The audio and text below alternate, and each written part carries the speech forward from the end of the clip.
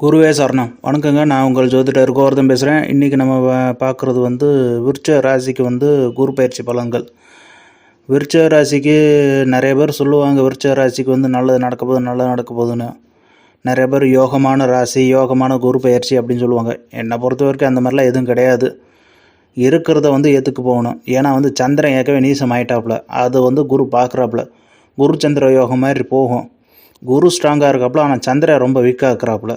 அப்போ அதுபடி பார்த்தேன்னா இருக்கிறதுலேருந்து கொஞ்சம் பொசுன்னு தான் மாறுமே ஒழிய பண ரீதியாகவோ மற்ற இது ரீதியாகவோ எந்த ஒரு முன்னேற்றமும் இருக்காது. கொஞ்சம் மன கஷ்டம் இருந்திருக்கும், இப்போ இல்லாமல் இருக்கும், அவ்வளோதான். இல்லை மன கஷ்டத்தை தாங்கக்கூடிய மனப்பக்குவத்தை கொடுத்துரும். அதுதான் அந்த குரு பண்ணக்கூடிய இது. இப்போ விருச்சிக ராசிக்கு என்னென்னா பெண்களுக்கு இருக்கிறாங்கன்னா குழந்தைகள் இல்லாதவங்களுக்கு குழந்தை பிறகுக்கு வாய்ப்புகள் அதிகம் உண்டு.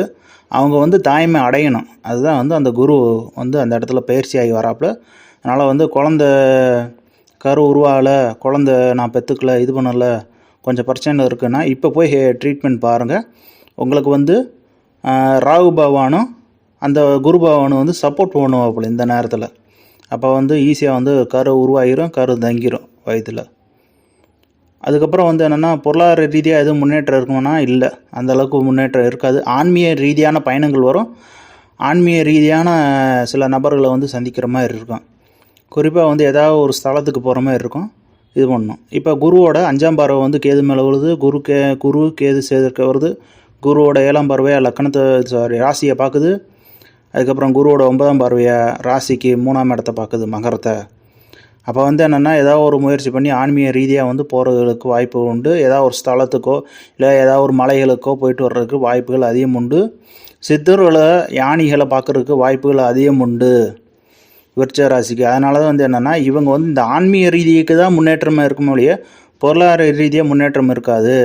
ஏன்னா பொருளாதார ரீதியாக முன்னேற்றம் வரணும்னா சனி பகவானோட சப்போர்ட் வேணும். சனி பகவானும் குரு பகவானும் சம்மந்தப்படலை. அதனால் அந்த முன்னேற்றம் அவங்களுக்கு இருக்காது.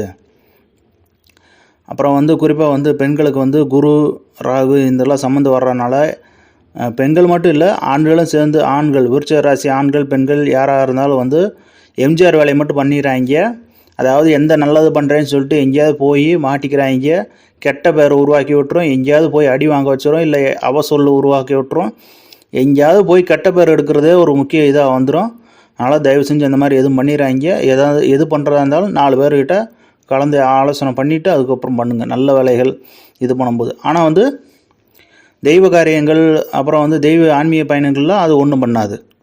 இப்போ என்னென்னா பரிகாரத்தில் நீங்கள் ஒரு 4-5 பேருக்கோ இல்லை அதுக்கு மேலே ஒரு ஆட்களுக்கு சாப்பாடு வாங்கி கொடுங்க. பசியில் இருக்கக்கூடிய ஆட்களுக்கு வாங்கி கொடுங்க. முன்ன பின்ன தெரியாத ஆட்களுக்கு வாங்கி கொடுங்க. சொந்தக்காரனை உட்கார வச்சு சோறு போட்டுட்ருக்காங்க.